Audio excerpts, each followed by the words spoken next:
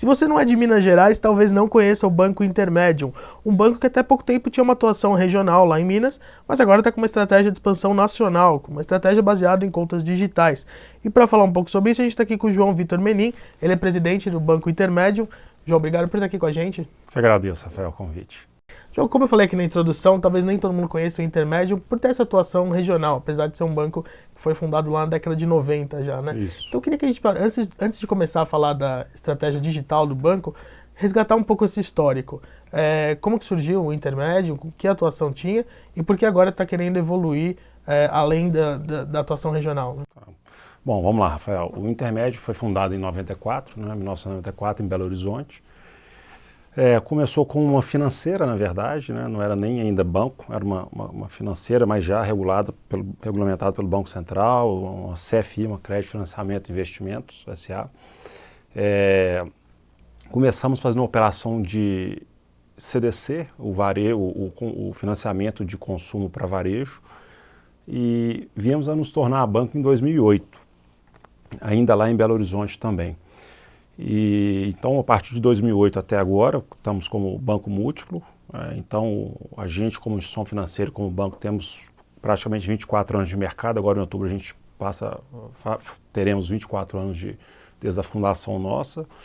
E de 2008 para cá, ano em que a gente se transformou em banco múltiplo, a gente fez algumas mudanças nos produtos que a gente trabalhava, que era o CDC. Desde então, a gente trabalha muito forte com crédito consignado, com empréstimo para pessoa jurídica, o famoso middle market, e mais fortemente com crédito imobiliário. Esses são os 3 principais produtos de crédito que a gente trabalha. E recentemente, como você falou, a gente teve um crescimento muito forte, uma expansão geográfica muito incrível até, com o lançamento da nossa conta digital. Isso em final de 2015, mais ou menos. Então, esse é um pouco do histórico do Banco Intermedium. Então, de fato, você colocou bem, Rafael. A gente era um banco local, um banco muito forte ali em Minas Gerais, e hoje a gente, com essa questão da conta digital, que começou há mais ou menos 2 anos, a gente tem uma presença geográfica bastante representativa em todo o território nacional. Uhum. O que levou vocês a tomar essa decisão de fazer uma oferta para pessoa física com uma conta digital a partir de 2015, aí, sendo que o histórico de vocês estava mais ligado, como você comentou, à área imobiliária e outras ofertas, né? Rafael, interessante, quando a gente é perguntado, e já fomos perguntados várias vezes, o que motivou o Intermedium, como é que começou essa ideia, esse projeto do Conta Digital. Na verdade, a gente sempre teve uma relação próxima do nosso cliente na área de investimentos. Então, a gente trabalha com os produtos de investimento, CDBs, as LCIs, as letras de crédito imobiliário, LCAs também, já há bastante tempo. E a gente sempre teve uma atuação voltada para o varejo, quer dizer, a gente nunca trabalhou muito aquela captação institucional de grandes investidores, grandes empresas, fundações. Foi sempre muito com cliente pessoa física. E esses clientes, à medida que a tecnologia foi ficando cada vez melhor, smartphone, até os próprios desktops, as pessoas começaram a fazer os investimentos, as simulações de investimentos no Intermedium de maneira já um pouco digital, quer dizer, simulavam no nosso site, mandavam um e-mail com a documentação de abertura de conta, conversavam com os nossos gerentes de investimento já na época muito por e-mail, enfim. E isso a gente começou a perceber que, poxa, toda essa clientela que a gente falou que já tinha às vezes um crédito consignado, um crédito imobiliário, ou já investia lá no Banco Intermedium, a gente começou a ver que essas pessoas poderiam não só investir com a gente, mas também fazer o dia a dia bancário, porque o investidor, mais cedo ou mais tarde, ele vai falar assim, poxa, eu preciso resgatar meu investimento para poder comprar um carro, para poder pagar um estudo. Então isso começa a ser quase que o começo ali, a ponta do iceberg da operação bancária de varejo do dia a dia. Uhum. E a gente começou a perceber que estava muito mais perto do que a gente imaginava. Então resolvemos em meados de 2015, talvez até um pouco no começo de 2015, fazer a concepção desse produto, né, para conta corrente digital. Uhum. É importante, que a gente ainda não tocou, que é um diferencial legal do nosso produto, que é a conta digital gratuita, 100% gratuita. Então, fizemos a concepção, começamos um modelo de testes ao longo de 2015, e no final de 2015 lançamos isso para o grande público, e o sucesso foi muito legal. Assim, as pessoas receberam muito bem essa proposta de ter uma conta digital, onde a pessoa não tem que ir na agência, não tem que lidar com toda aquela papelada, e mais importante, uma conta que a gente fala que é uma conta muito democrática, por ser isenta de tarifas. Então isso é importante. Hoje vocês estão com mais de 30 mil clientes nesse formato de conta. Então, a gente tem hoje 130 mil. Perdão, 130 mil clientes. Chegamos agora no final do mês de março. Legal. E eu queria entrar nessa questão da tarifa, que eu imagino que é um chamariz muito interessante para os clientes. Vocês fizeram essa oferta, conseguiram trazer bastante gente para a conta de vocês, mas a gente sabe que os grandes bancos de varejo usam as tarifas bancárias aí para compensar perdas eventuais em outras áreas, né? Qual a estratégia de vocês pensando a longo prazo? Vocês conseguem chamar muitos clientes agora, é uma oferta interessante, mas sem essa manutenção da conta, a médio e longo prazo, como é que vocês vão fechar essa conta? Né? Isso tem outra pergunta que o pessoal faz muito pra gente também, Rafael, porque é interessante que a gente brinca que parece até que tem alguma coisa que não foi falada. A gente fala muito assim, uma conta sem asterisco, sem veja bem, né? Então é de fato gratuito, então não tem nada que a gente está preparando para depois cobrar ou que tem uma cobrança escondida, é de fato uma conta gratuita. E o pessoal fala, poxa, mas e qual que é o próximo passo? As contas fecham dessa forma? Então, quando a gente pensou na concepção do produto, a gente debateu muito esse tema, porque uma coisa é você ter uma conta que você cobra e passar a oferecer uma conta gratuita. É muito bem-vindo, todo mundo vai bater palma. Outra coisa é você começar com um projeto de conta gratuita e depois passar a cobrar porque esse projeto não é viável. Então a gente teve que debater bastante, estudar, ver a viabilidade, e a gente chegou à conclusão de que era possível sim ter essa conta gratuita, e estamos aí já há quase 2 anos com essa conta gratuita. E o interessante é o que você falou, a gente hoje numa plataforma de 130 mil clientes, 350 mil no final de 2017, que é o nosso orçamento, esse primeiro trimestre a gente conseguiu cumprir a nossa meta de abertura de conta mensal, e 1 milhão para o final de 2018, a gente passa a ter uma plataforma financeira digital, eu diria que ímpar no país. Então, a gente consegue com isso vender os outros produtos que o banco tem, crédito imobiliário, refinanciamento imobiliário, consignado, a parte de seguros, o cartão de crédito. Então, a conta digital nossa, ela não é uma fonte de receita. Ela é uma plataforma onde o cliente passa a conhecer o banco intermédio, passa a fazer o dia a dia dele bancário com a gente, e nisso aí ele vai investir, vai fazer todos esses outros produtos que a gente comentou. Então, esse produto ele é sustentável, ele para de pé. A gente está muito confiante que a gente vai continuar, vai ser possível que a gente continue ofertando esse produto gratuito e democrático por muitos anos à frente. E agora vocês estão se preparando para avançar nessa estratégia de oferta de contas sem tarifas para a parte corporativa, né, para pessoas jurídicas. Eu queria que você falasse um pouco sobre isso. O foco é em pequenas e médias empresas. Quando que vocês vão começar isso? E se já estão fazendo algum tipo de beta? Vamos lá.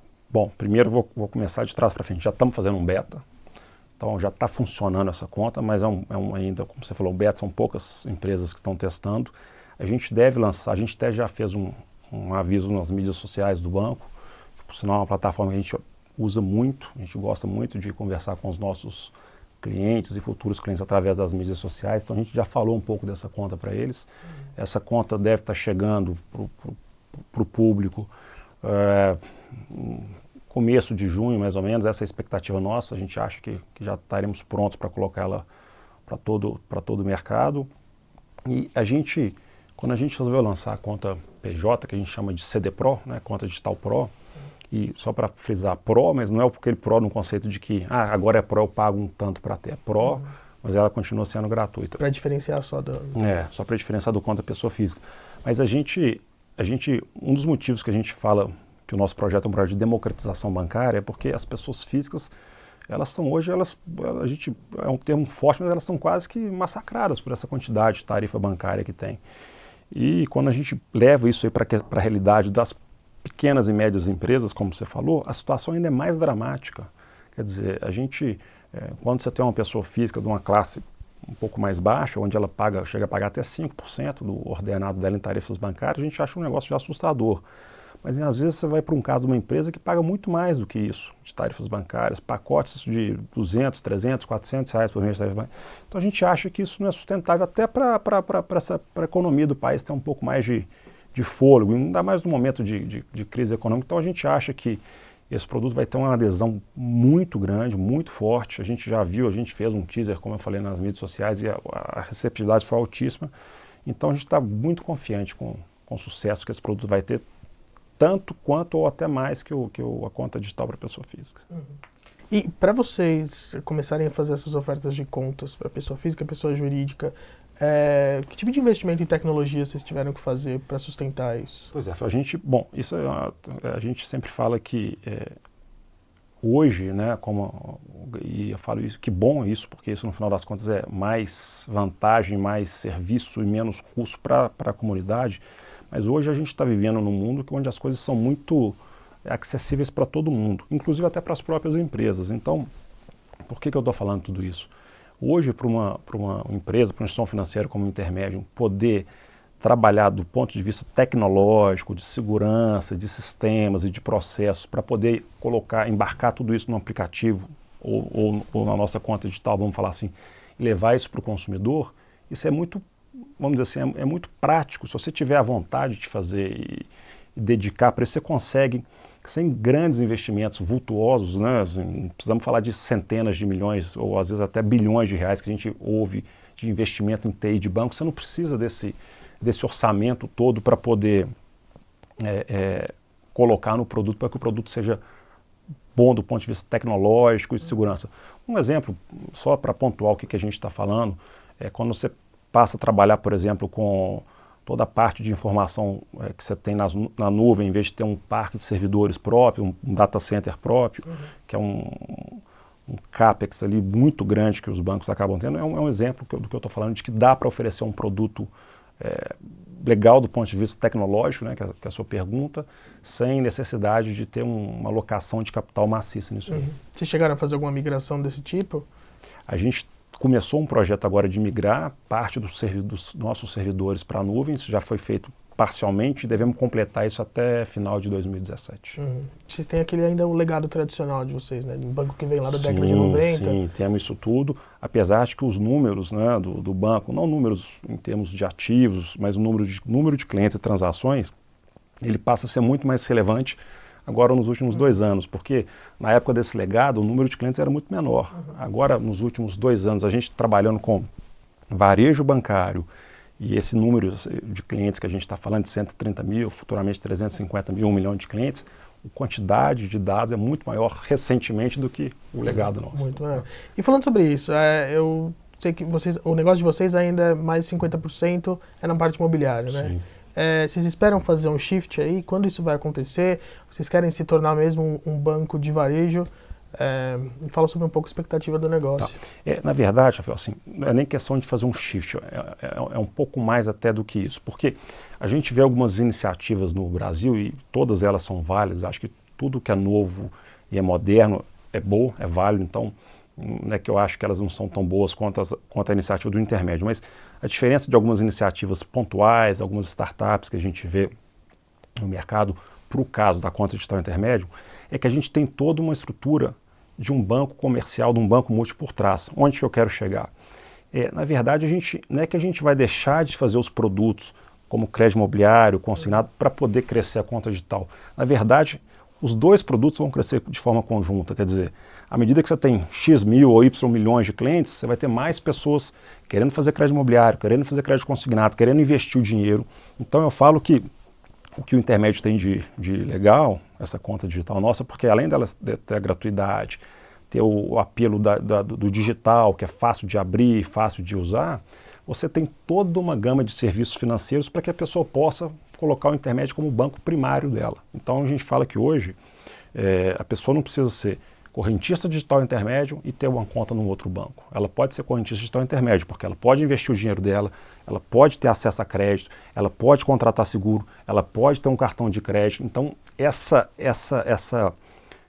possibilidade desse cross-selling dos produtos todos financeiros que a gente oferece é um diferencial muito importante e a gente acha que eles se retroalimentam. E você falou um pouco de outras iniciativas que tem aqui no mercado brasileiro e nos últimos anos a gente tem visto um aumento relevante aí dos fintechs, essas empresas que estão surgindo, nomes como Nubank, por exemplo, que surgiu aí meio que do nada e conquistou muitos clientes, até o próprio, acho, concorrente de você, o Original. Queria que você falasse um pouco sobre como você vê esse momento do mercado. Vocês, como uma instituição financeira que estão passando por uma mudança, mas que já tem um histórico também, como vocês estão buscando essa modernização para enfrentar esse tipo de desafio, que eu imagino que seja para o mercado, e como você vê a evolução do mercado brasileiro? Bom, eu acho que é importante falar que, primeiro, eu acho que essa concorrência que você citou, ela é extremamente válida. Por que eu estou falando isso? A gente mora num país que tem 200 milhões de habitantes, você tem uma enormidade de pessoas não bancarizadas, uma enormidade de pessoas que estão mal atendidas. Então, eu acho que o mercado é muito grande. Então, eu acho que concorrência, nesse caso, ela é positiva, porque coletivamente o intermédio mais A, B ou C ajuda a criar esse conceito do digital, do novo, do moderno, que a gente sozinho, individualmente, temos mais dificuldade de enraizar na sociedade. Então, eu acho que a concorrência, nesse caso, ela é ótima. Esse é o primeiro ponto. Então, a gente está bastante animado, a gente acha que esse movimento é um movimento que não tem volta mais, acho que já é uma realidade, essa questão de várias indústrias passaram por isso, né? Indústrias do transporte, da hospedagem, da alimentação, e o mercado financeiro está passando por isso também. Então, é um caminho sem volta. A gente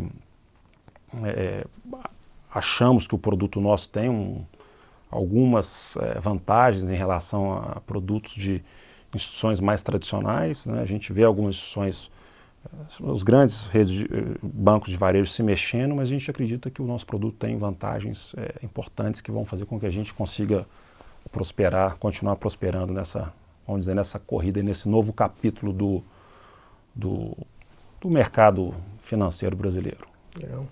E eu conversei aqui com o João Vitor Menin, presidente do Banco Intermédio. João Vitor, obrigado pelo papo. Eu agradeço, Rafael.